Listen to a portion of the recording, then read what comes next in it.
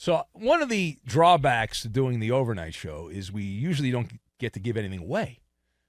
And that sucks. Those daytime shows get to give stuff away. But every once in a while, they throw us a bone. So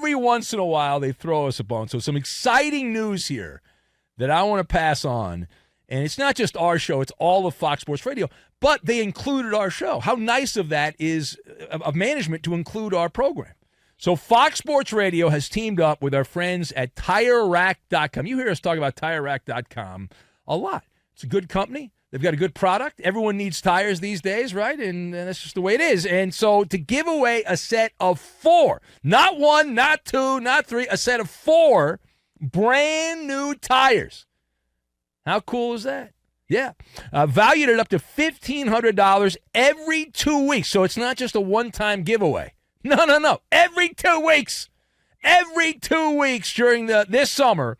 And that's right, 3 lucky listeners will receive a set of 4 tires plus installation, taxes, and fees, valued at up to $1,500. And it can be yours. Right? Yeah. It's the Summer of Tire Rack Sweepstakes. Enter daily at foxsportsradio.com to increase your chances to win. Yes, you. Not him or not him. They're not eligible.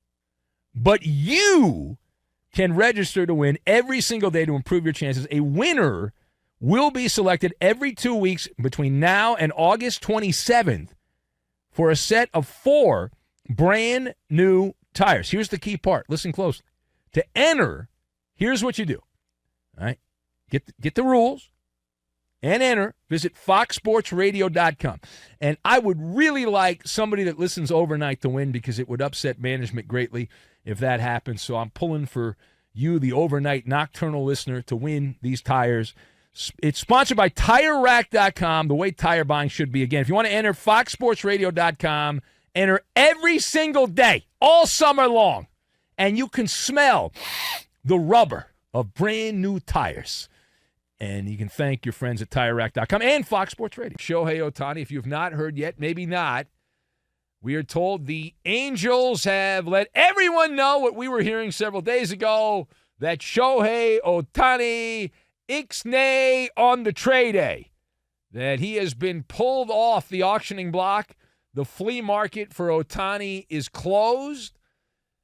Tom Verducci finally passing on the information that we learned about a couple days ago, that the Angels will not be punting away the two-way star Shohei Ohtani and the presumptive favorite to win the American League Most Valuable Player Award this year. And the chatters, the Angels actually trying to improve their team, and they did. They made a trade. We'll talk more about that in a minute with the White Sox to acquire a couple of pitchers for the home stretch of the baseball season. But we'll focus in on Shohei Ohtani for now, as that is the big headline. Ohtani, a pending free agent. Once the baseball season comes to an end, he will be free to go anywhere he wants, to the highest bidder or the lowest bidder, do whatever he wants. So let us discuss the question: will the Angels be haunted by not trading Shohei Ohtani? Ooh, poltergeist. So the answer is yes. I am nodding my head. They will be haunted. All right. And so we get that out of the way right away. I've got Kool-Aid, Professor, and Garbage Pail Kids. Now, keep in mind, the Angels are going to be haunted by trading Ohtani, but I like that they're doing this. I like that they're keeping him. So, first of all, Artie Moreno, the owner of the team, is rolling the dice here. And I'm happy on one level because it validates that I actually know people that know what they're talking about, and not just country bumpkins. So that made me feel good.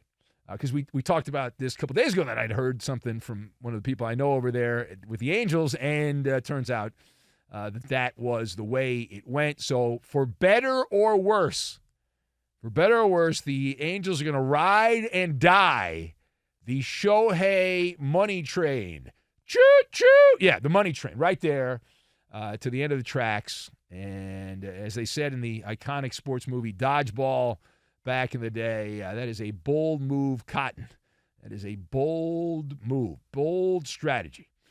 It is unorthodox what the Angels are attempting to do at this point because, in summary, the Angels are betting on themselves while risking losing one of the top players in baseball and just getting a draft pick as compensation for Shohei Ohtani. But we live in a world. This is the thing that's changed in my lifetime.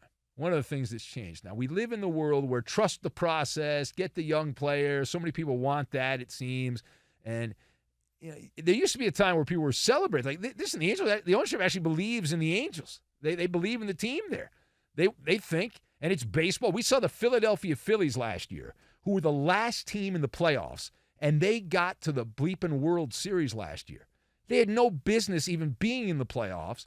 They made some trades around the deadline, and they, for 1 month, played pretty good baseball. And the Angels have a shot to follow that, but people are spitting loogies at the Halo saying, "What are you doing? You can't be doing that. Shame on you." And here's the thing. From the outside, the Angels are the donkey in the ditch. Okay, they're total jackasses, and they're stuck in a hole now. You're damned if you do, you're damned if you don't. Because if the Angels don't make the playoffs, Artie Moreno's going to get mocked. If Anaheim trades Ohtani for a couple of scratcher tickets and a $2 Chuck, big bottle of it, then they get ridiculed for that. The only scenarios, there's only 2 scenarios I can think of in that little cartoon bubble over my head where the Angels do not end up on the losing side of this. And those 2, if you look at the scenarios, would be winning the World Series. You don't get lampooned when you win the World Series. And the one that many think is the most outrageous, the most shocking, the most impossible, you know what it is? Re-signing Ohtani. That all of this bluster and Ohtani decides he loves playing for the Angels and he doesn't care about the other stuff and he wants to stay. So anything less than that is insubordination. It is. And I got a kick out of Tom Verducci. There's a Freudian slip. But Tom Verducci, who reported as an exclusive that the Angels were not going to trade Ohtani when the story's obviously been, the person I heard it from probably has been telling other people as well. It's the same thing, but it's an exclusive report. All right, now secondly, what happens? Here's the question. What happens when the Ohtani story, what happens with the Ohtani story? Where does this go now, the speculation? Because we're not at the trade deadline yet. The trade deadline is next week. This is our Thursday show, and the trade deadline is on Tuesday. So we still have a little real estate to get to. And so I would advise you to prepare for some fertilizer. Prepare for fertilizer to be shoved down your throat over the next couple of days. For example, there is a bunch of online clout that can be gained by fanning the flames. It's not over. It's not over. Get a lot of eyeballs, a lot of clickety-click. And so if there is still a faint pulse that Ohtani could be traded, and I don't think there is, but if somebody can sell that, then you'll get more headlines about teams still engaging the Angels at the last minute, the breathless second-by-second trade coverage, upping offers, mystery teams entering the bidding. The trade deadline, 4 p.m. Eastern on Tuesday. So up until then, at that point, the professor will say, pens down, the testing period has ended. Pens down, pencils down, the test is over. And they'll argue, the insiders, all it takes is a Godfather offer, that somebody, the Mets or the Yankees or the Red Sox have to make a Godfather offer, and then the Angels will have a change of heart. That ain't happening. Artie Moreno is bullheaded. Plus, the chatter the Angels were going to be buyers and not sellers has been confirmed because a late-night trade just before we cracked the microphones here on the mighty, powerful Fox Sports Radio airwaves, we learned the Halos have acquired Lucas Giolito, who is a right-handed starting pitcher from the Chicago White Sox, somebody named Ronaldo Lopez. We have no idea who that is. He's apparently a relief pitcher. And so they come to Anaheim. And Giolito, who's from Southern California, comes back home. I think he went to UCLA. I went to high school in SoCal. And so he comes back to Southern California, and he was considered the top starting pitcher on the trading market, and this relief pitcher who I've never heard of throws around 100 miles an hour supposedly, so I guess that's exciting for people that like velocity. And that is the first significant trade that we have seen of a headline player. There have been other trades, but this is the first big trade. Lucas Giolito goes to the Angels for a couple of suspects, a couple of double-A players. And a final thought. So let's move on. We're going to close this out with an old punching bag, Rob Manfred. Rob Manfred's tenure as Major League Baseball commissioner. Do you think it's over? No, it is not over. It is going to continue through at least the 2028 season. Boo! Boo that man! Boo that man! So I read that Manfred agrees to a 4-year extension, and it has been approved in a vote by the 30 members of the baseball cartel. And so that means Manfred gets his third contract, his third reign of terror over Major League Baseball. He has had the job since 2024. The extension guarantees that Rob Manfred will be at the head of the table negotiating a new labor agreement between the baseball owners and the union that runs out in 2026. So thumbs up or thumbs down on Rob Manfred's extension being good for baseball. So I am going to go thumbs down. What did you expect? Two thumbs down. I'm going 2 thumbs down on this. Simply put, the sentence can be said, Rob Manfred doesn't like baseball, period, stop. He doesn't. And I'm convinced of it. I don't care what he says and people around baseball say. The guy's an empty suit. That's Rob Manfred. And the name we should call him is the Garbage Pail Kid's name, Rodent Rob. That's the name, Rodent Rob Manfred, the commissioner of Major League Baseball. That is appropriate. That is the proper title. Under Rob Manfred's watch, Rodent Rob, under his watch, he has allowed the Astros to cheat, get away with it. Not a single player that was involved in the cheating was punished in any way. They were given immunity. They were given a free pass. That's Rob Manfred. Rob the Rodent. Rodent Rob. That was his move. All right. He then called the World Series trophy a piece of metal. And how about ghost runners? Yes, we have now ghost runners in regular season extra inning games because of Rob Manfred.